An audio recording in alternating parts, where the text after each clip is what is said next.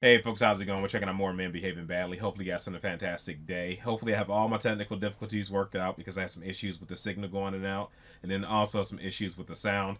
But I think I have everything all good, knock on wood.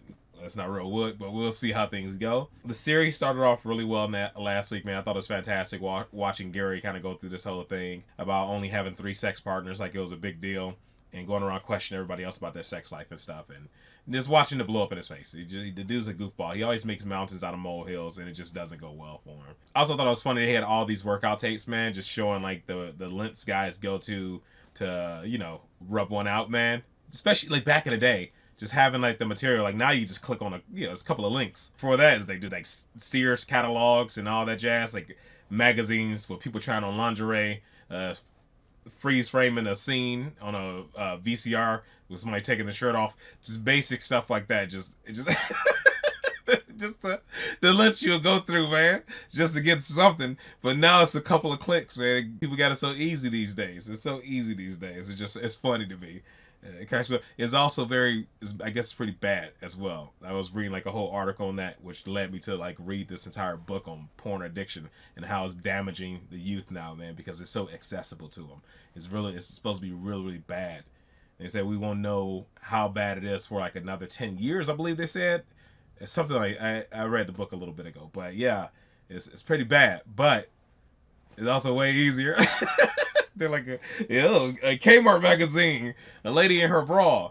But yeah, it was pretty funny them with the VHS tapes of workout ladies in spandex and stuff. That's pretty good. That's a nice little time capsule of what guys had to go through to get something sexy, some sexy material, man. But yeah, let's just go to jump into this. We'll talk about it more at the end. Gary, if we ever have children together... I don't mean to be cruel, but if it looks like they're turning out like you, can we have them adopted? I've just worked out what you were in a previous life. What? A dull person. This is good. If there's a fire in the middle of the night, I'm not going to waste precious seconds deciding what to wear. Oh, whereas I'll be standing in the middle of the inferno going, oh, Gary, which is more me, the pink or the green? What about your bedtime rituals? Smearing all that gunk on your face. It's like lying next to a dip. I don't have to stay over. I could have gone home and spared myself your demonstration of the Zen art of trouser folding. No. We're a sexy couple at the peak of our sexiness. Every night, we should be toasting our exciting young bodies in our own juices. This sounds like Well, I'm gross. afraid if you want to do any toasting, you're going to have to do it on your own, in the bathroom.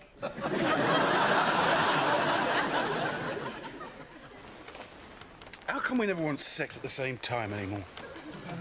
Because I'm never with you when you're walking down Oxford Street on one of your ogling expeditions. If you really love me, you'd want it when I want it. If you really love me, you'd shut your face. We Damn. always used to sleep naked. Wearing more and more these days.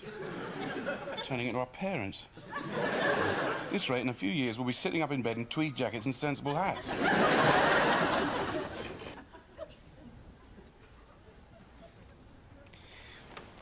Dorothy. You know how you're always saying that men never really discuss their feelings? Yeah, like that. Well, I've got a hard-on the Not side.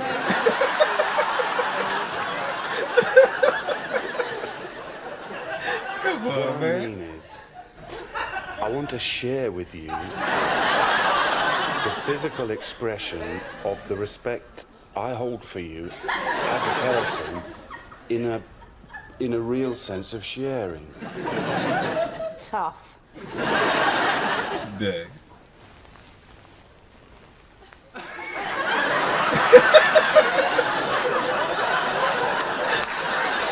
This seems like a good show. Gary, just for your information, that is about as erotic as being rubbed down with a raw chicken.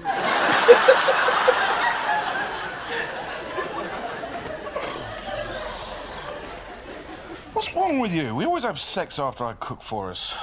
That's why I do it.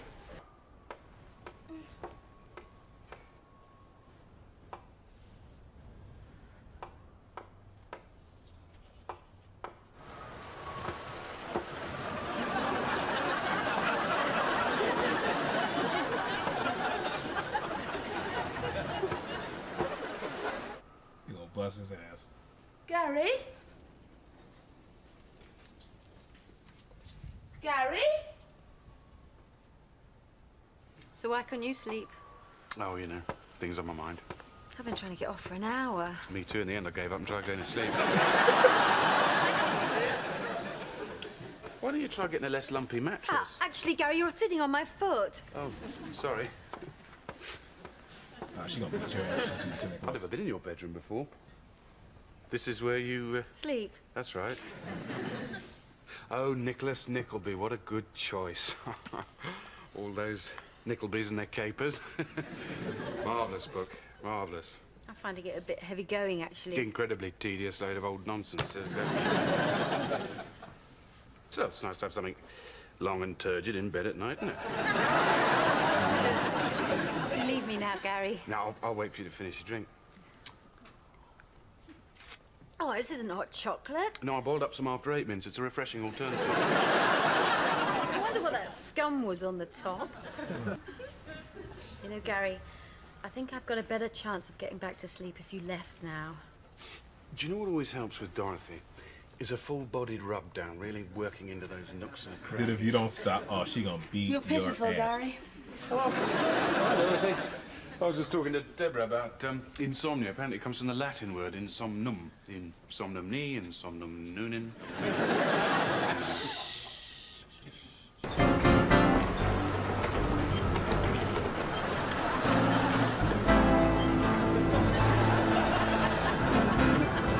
It's alright.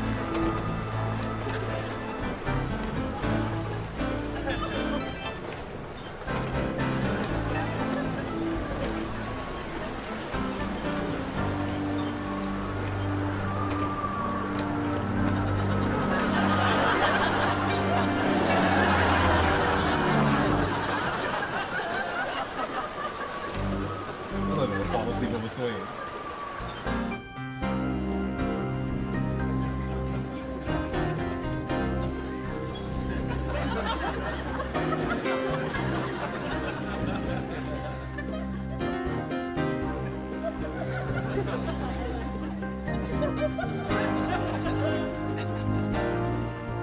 You may worry that the jokes you tell are out of place, or that they're simply not funny. When you awake, you will be free from this concern too. Oh,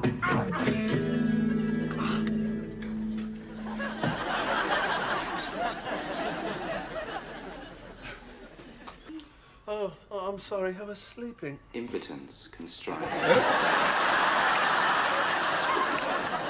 What's that? Oh, it's a hypnosis tape. I thought they were for sad, insecure people. Yeah, it's Gary's. I found it in his lucky trouser drawer. It's part of a series, actually. Yeah, they've got one on insomnia. Yeah, you put it on before you go to bed, and then when you wake up the next morning, you can get to sleep. Milk of magnesia, is it? Yes, it's a new kind.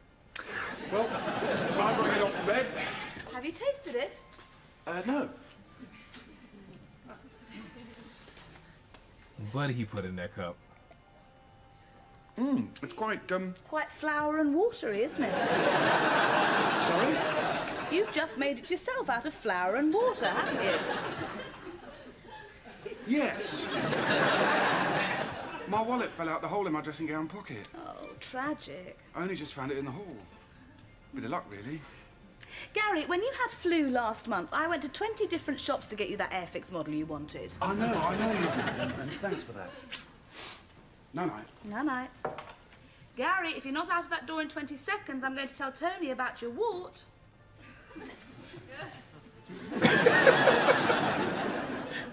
Oh, maybe I shouldn't have been managing a restaurant Water anyway. has me on his What would jump. you rather do? Ugh. It's Well, not good. actually, I'd like to work with children. Could watch chicks sleeping for hours. So peaceful. Hey, do you ever pull the bottom lip over the top lip when they're asleep? Like this, look. That's good. I do this to Dorothy, though.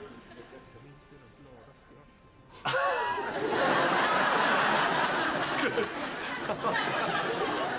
You have to remember to put it back before the morning, otherwise you'll find out there. Oh, yeah, right? I wonder what she's dreaming about. I don't know, it sounds good. Sounds like make me your big toy, Gary. Yeah, it sounded more like Tone, give me a bone, Tone. You're not asleep, are you, Dorothy? Nope. Fantastic. To bed. Here we go. Here we go.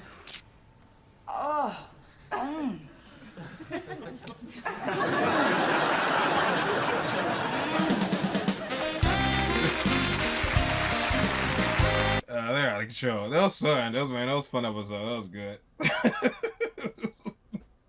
Freaking stupid. Oh no. I think everybody's done that mushy to end thing. That Gary was doing. Shit is about as erotic as rubbing a raw chicken. Yeah, man. I think every guy's done that though. Oh my goodness. That's fantastic. Man, oh man. And also every guy's been sent on a late night mission that they didn't want to go on for like a medicine or tampons or something like that. God bless them. And because I've been sent on so many late night missions, I'm always prepared. I just get stuff in advance, man. I have stuff set on like a schedule on Amazon and stuff to come in like automatically. All that stuff, man. So I don't have to, but there's still sometimes I have to.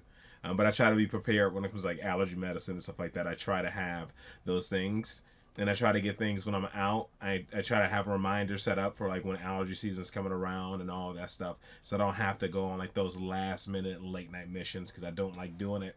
No one who wants to go out at like 2 and 3 o'clock in the morning for stuff. Like, of course you love your partner, but you don't want to do it. You don't want to go out at 2 or 3 o'clock in the morning to go get like medicine and stuff like that. So, unfortunately, the one thing that I cannot prepare for is lemon rice soup, because they don't make lemon rice soup in a can.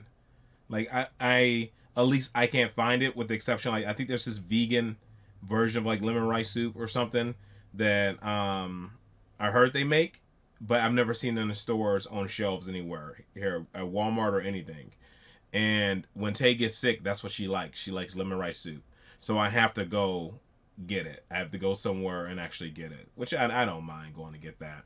But that's nothing I can prepare for. Whereas like I used to be able to have, with my ex, I used to be able to have like just chicken noodle soup in a can, prepared, like ready, because that lasts for years. And a cabinet for when she gets sick. Certain stuff I can have just so I don't have to like go out last minute to get those things.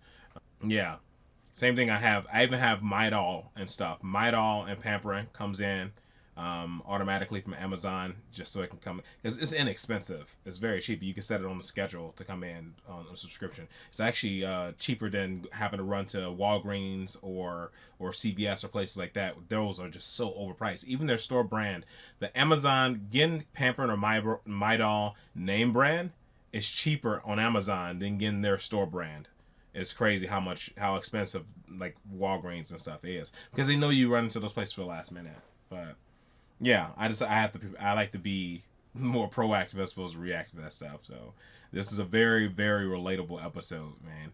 And also trying not to be reactive to like repairs and stuff as well, man, because then when the crap hits the fan, usually your partner wants you to fix it at the most inopportune time, but it's usually because you should have fixed it in the first place months ago. So now, like, you want to either, wind down and do something that you want to do. It can be a video game, or you want to draw, or you want to read a book, whatever it is you want to do. If you watch sports, you want to watch sports, and now they have company coming over, or maybe they're trying to relax and it's making a noise. It could be anything, whatever the repair is. And now they're like, you need to fix this right now. And it's because you waited too long. Like, you pushed them to the point where they're nagging you that you get it done right now. And now you PO because you're like, why does it have to be now? I'm with a friend, or I want to draw, or I want to watch sports, or whatever it is. Like, you being such a nag. No, they're not. No, they're not. You waited too long, man. You waited too long. Now it has to get done before this reason.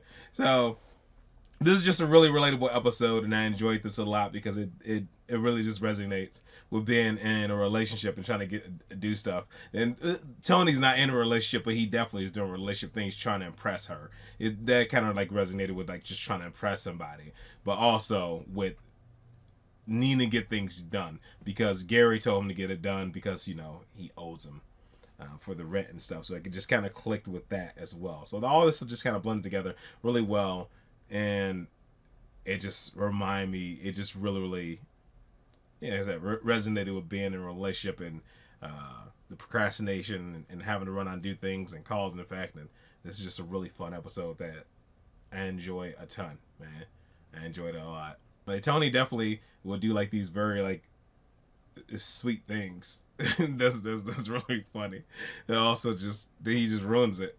He's a goofball, man. And when he like carry her to bed, like, all right, he's just a sweet moment. He's like, let me take these clothes off.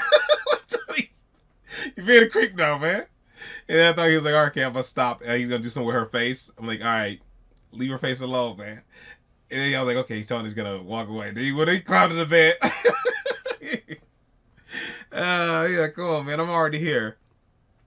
And you know you climbed in the bed with the intent to, like, you know, try to make a move until she said she was gonna kill him or whatever. And that's why he was just lying awake like crap. Now I'm here, and if I leave, it's gonna be obvious that I just climbing in the bed to try to do something. So now I just gotta stay here bored. Such a goofball. Oh no.